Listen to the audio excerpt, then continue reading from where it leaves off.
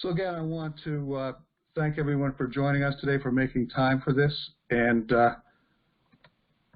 we in particular want to thank Bill McManaman, our producer, and welcome to America's Boating Club USPS 2021 virtual annual meeting, Presenters Bootcamp. Today we'll see and hear brief sample presentations. We'll make observations about what works and doesn't work. We'll discuss a best practices template for annual meeting presentational sessions. We'll go over support elements intended to help you with that and agree on next steps. Each department should have a 30 to 60 second sample presentation for today, an elevator pitch or preview, kind of a commercial promoting one or more of its virtual annual meeting sessions. And we'd like to do them in this order. One of the greatest pitfalls in virtual meetings is speaker transitions. They can be embarrassingly awkward, detract from the credibility of presentations, fluster the speakers, and waste everyone's time. Our typical advice would be to memorize who you follow. For example, National Administrative Officer Ralph Bernard comes after National Educational Officer Bill McManaman. And be prepared. Have your PowerPoint file open in your system tray. Promptly share your screen when introduced. Unmute yourself. Share your screen. Start your PowerPoint swiftly and smoothly, and abide by your time allotment. When you finish, stop, clean, and remute yourself. But let's see if you can tell why that advice is not necessary for this group. Now, when you're in the audience today, pay attention to what works visually and what works auditorily, what stimulates your thinking or teaches you something, and what touches your emotions, from making you laugh to making you cringe or making you feel good, and why. All right, so let's get started.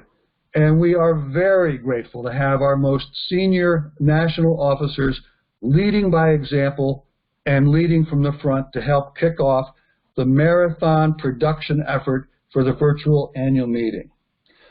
Let's begin by using the magic of virtual meetings to go to Chief Commander Paige Abbott. Take it away.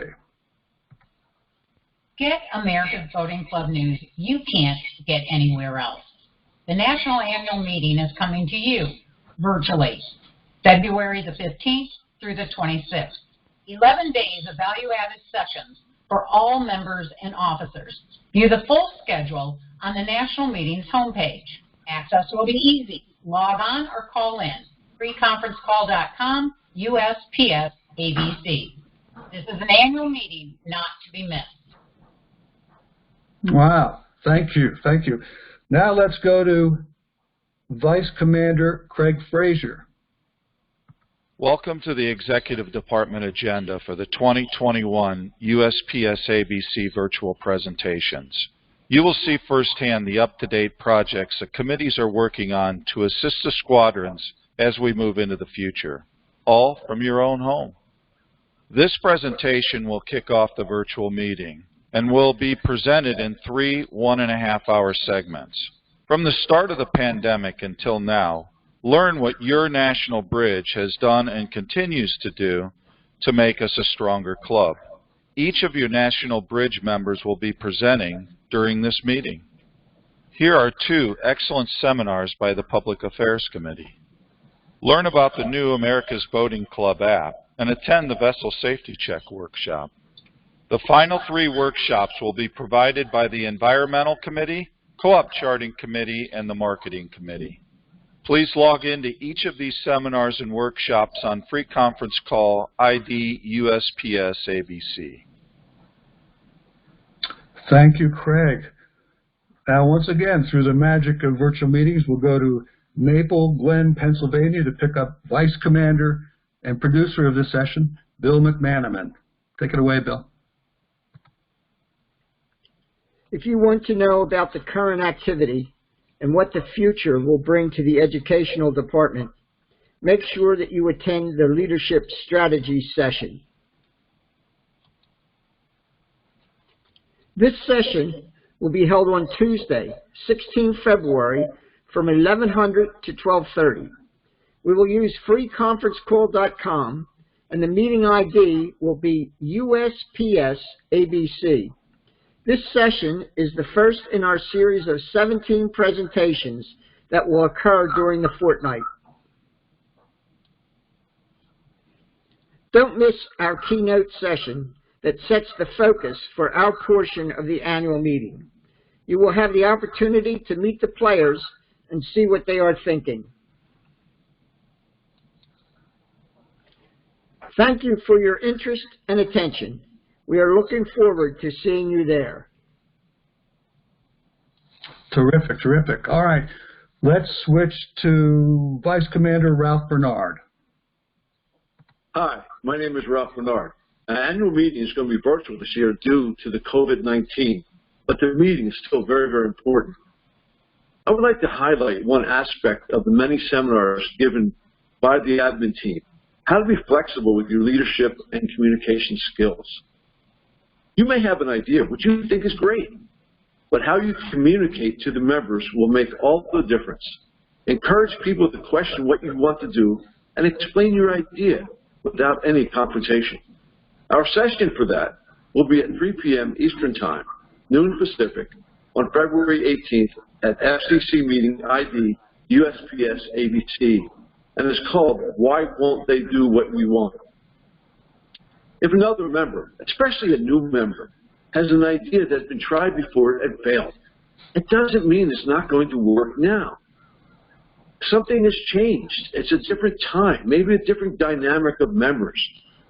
Although we now live in an electronic world and the predominant way of communicating is by electronic means, it doesn't have to be the only way. Personal touch is still a valuable tool, and putting the two together would be very, very beneficial. Please plan on attending the many seminars given from 15 to 26 February.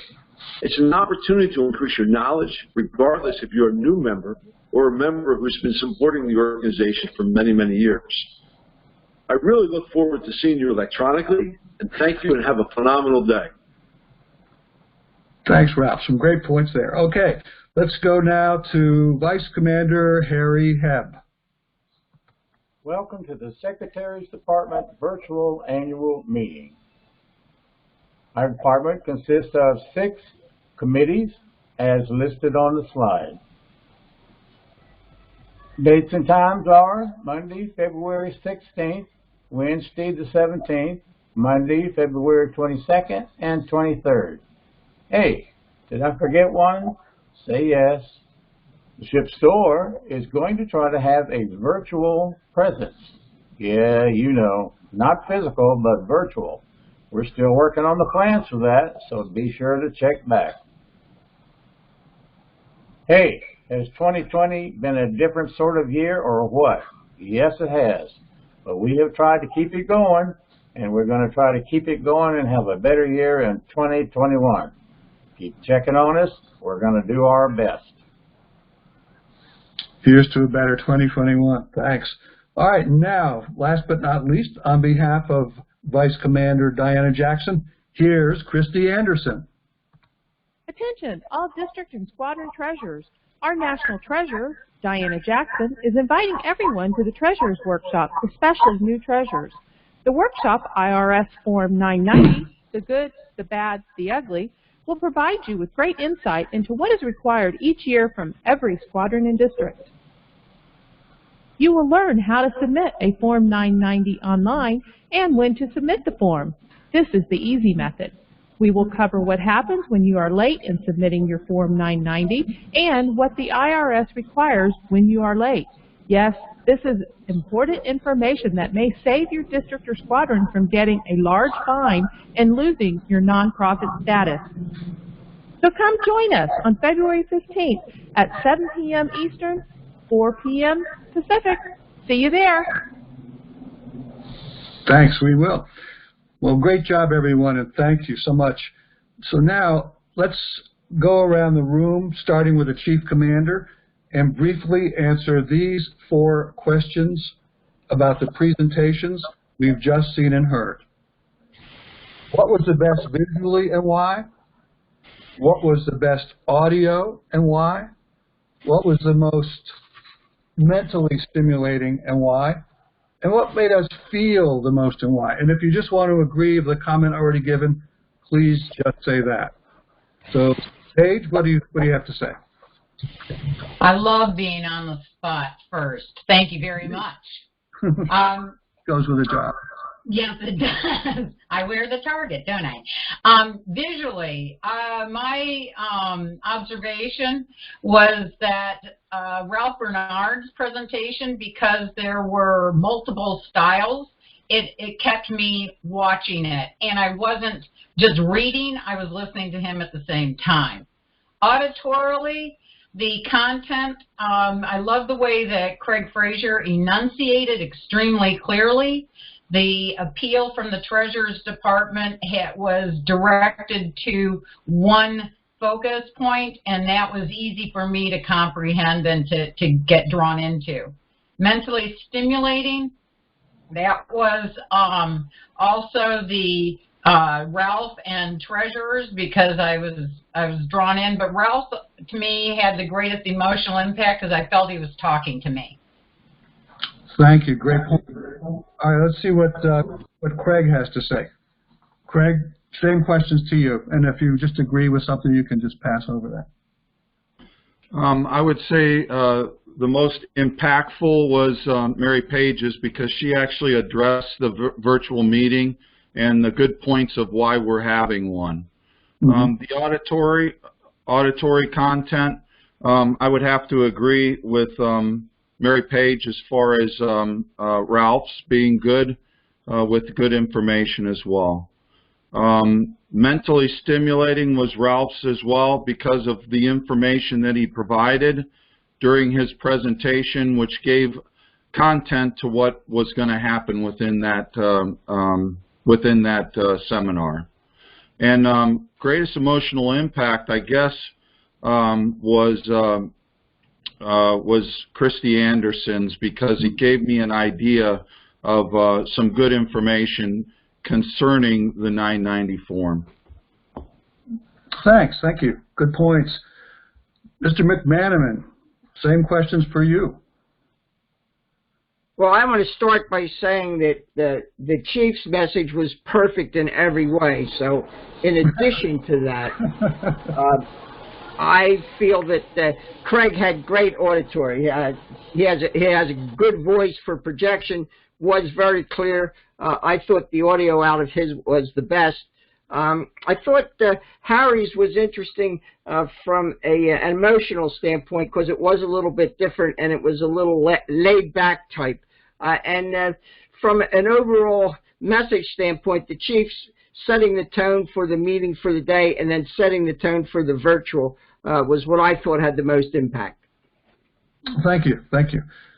Ralph, you're probably blushing, but what were your thoughts about the Actually, I thought visually, I thought, Harry did a real nice job with what he did, is that, and then putting the things up there. I thought that was really, really well.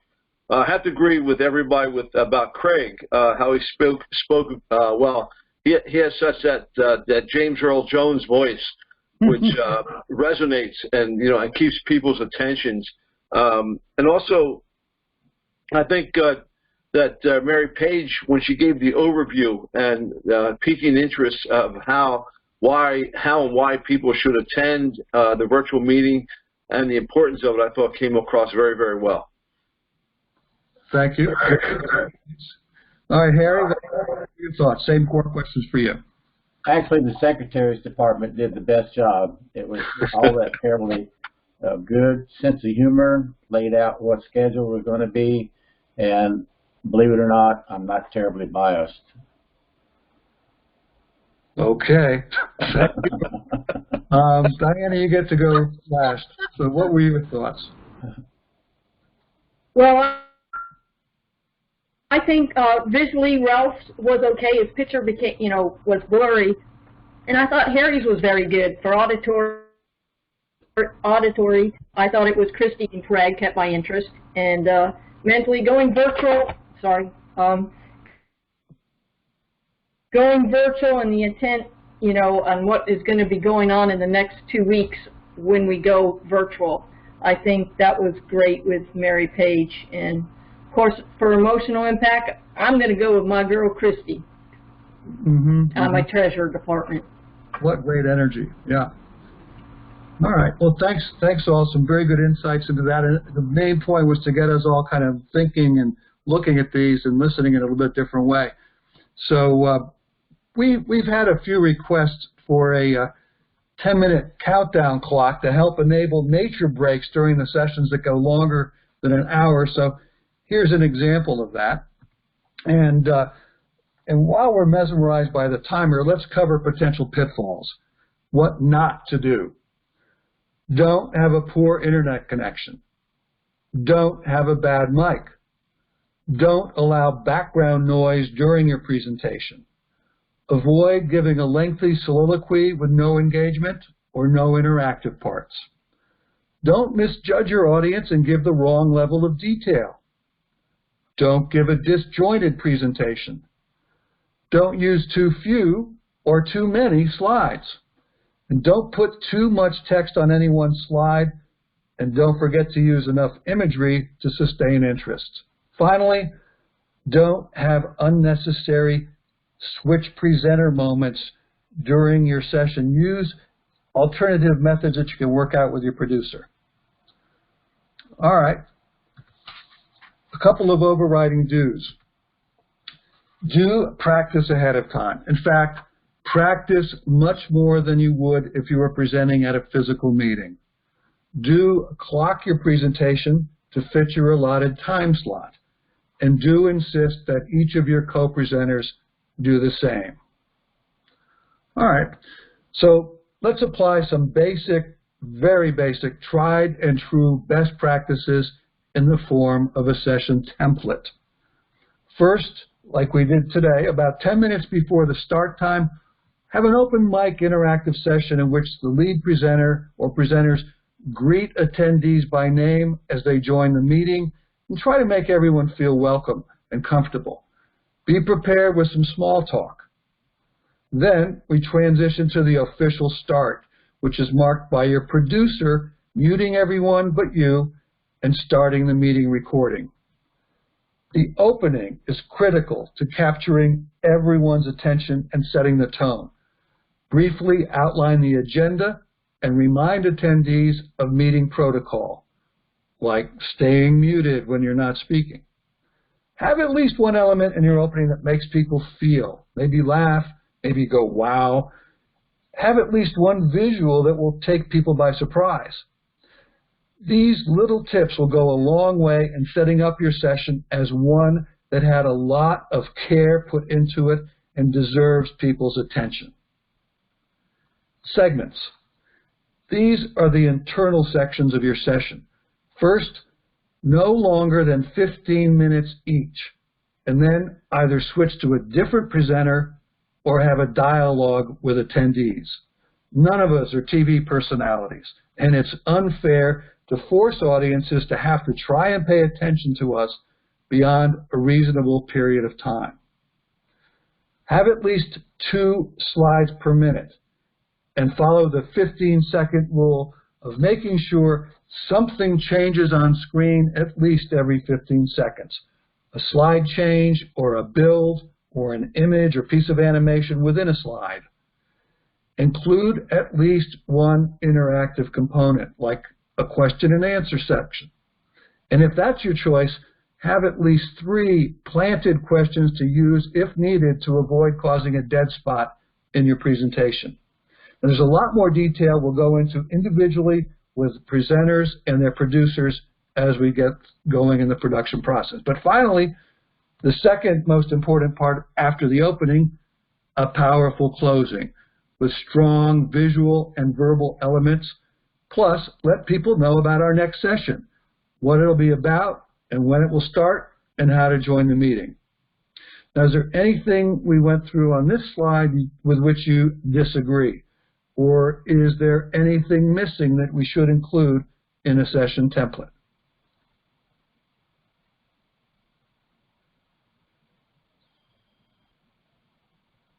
Good. All right. Marty? Right. Yes. I apologize. So what you're saying is that you should have a session for 15 minutes and then have like a question and answer or some type of interactive thing, and then continue. That is the best practice to, change it up. Don't on for longer than that. Break it up. So think of it in sections, like 15-minute sections, or it could be shorter, but no longer than 15 before you change it up. Change speakers or have a Q&A. Exactly. Marty, this is Shirley Heald. Also, I wanted to ask you, when you said tee up the next section, does that mean your department next section or just whoever is next? At the end of each session, we want to promote the next session being offered on the schedule. So it might be in a different department. That's fine. We'll show that at the end of this, Shirley. That's a good point. Thank you. All right. So to move on, you're definitely not alone as session leader. We're here to help in several ways. So once you've got the overall communication plan set up, we will be adding a user-friendly pre-registration element if you want to have people pre-registered for your session, and also a very simple way to provide registrants with materials to look at in advance. As the lead presenter for your session, you've already developed an overall structure for your material, so now it's time to identify additional participating speakers. Then we need to determine the optimal delivery approach for each part. This can include pre-recording segments as fully packaged videos, as well as having the producer switch slides and even deftly switching screens. For the pre-recorded segments, we will help you with production assistance and storage. The files get to be pretty large. And for all segments, we'll provide additional help sourcing creative elements, including both still images and video clips. If you need help recruiting a producer for your event who will perform the technical operations of your session to free you up to focus solely on communications, we'll do that as well. There's a boot camp for producers as well as attendees, and also one for meeting facilitators. And finally, we'll work with you to make the most of freeconferencecall.com features, like the various presentation modes and whiteboards. So is there anything more you think you'll need help with to get started?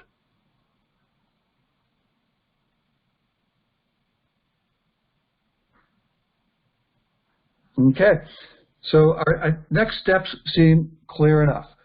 We need to drill down to the individual segments, the sections of your presentation, including the openings, the closings, and the sub-session internal sections, produce that content, and start doing individual practices for each component.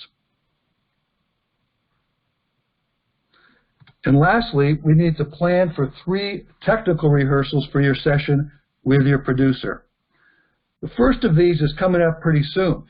These will take place between Monday, January 18th and Friday, January 29th on the same day of the week and the same time as your actual presentation. It will use the same freeconferencecall.com meeting ID, USPS ABC, as your actual presentation meeting. This rehearsal will take up to an hour. We'll set audio levels, test webcams and screen sharing, quickly run through slides and start and stop videos and animations that are ready by then, as well as identify missing content that still needs to be developed. Your second final tech rehearsal will take place between Monday, February 1st and Friday, February 12th. Again, the same day of the week, the same time as your actual presentation, and using the same FCC meeting ID, USPS ABC. And also run about an hour. It's to retest and adjust audio levels, test webcams again and lighting, screen sharing, practice screen changes, quickly run through slides and start and stop videos and animations, and rehearse any difficult portions. Good news is your last tech rehearsal will take place between Sunday, February 14th and Thursday, February 25th, the night before you actually go live, again, at the same meeting ID, USPS ABC. This rehearsal will take less than 15 minutes. It's just confirm audio levels, check webcams, check screen sharing, quickly go through any really difficult parts. But the main point, using exactly the equipment in exactly the location that you will use it for the actual presentation. Eliminate any risks. All right, so really that's everything we wanted to cover today, unless there's anything else you'd like to discuss at this point.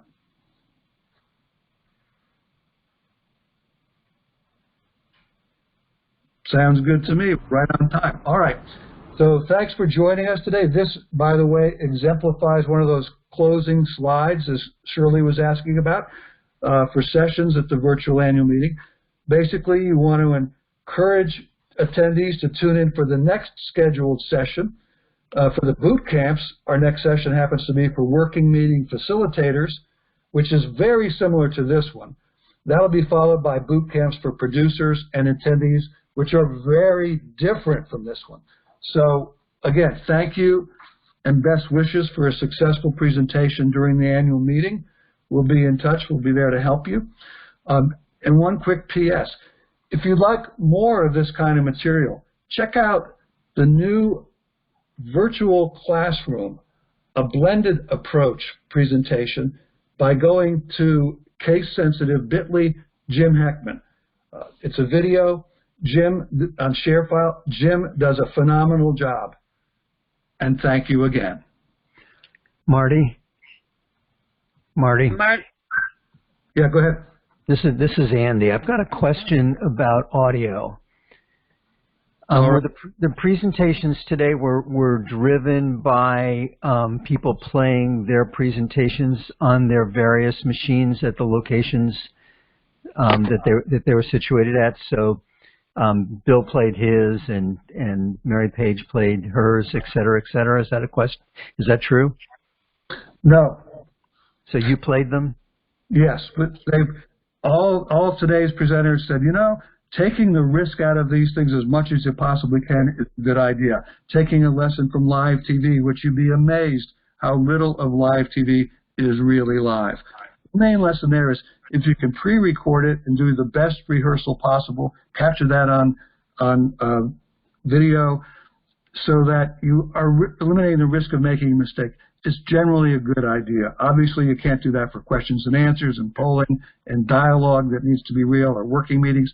So they all recorded theirs in advance, and we had them all loaded on the same machine. We got the check levels, and then just hit play. So we eliminated all of that risk.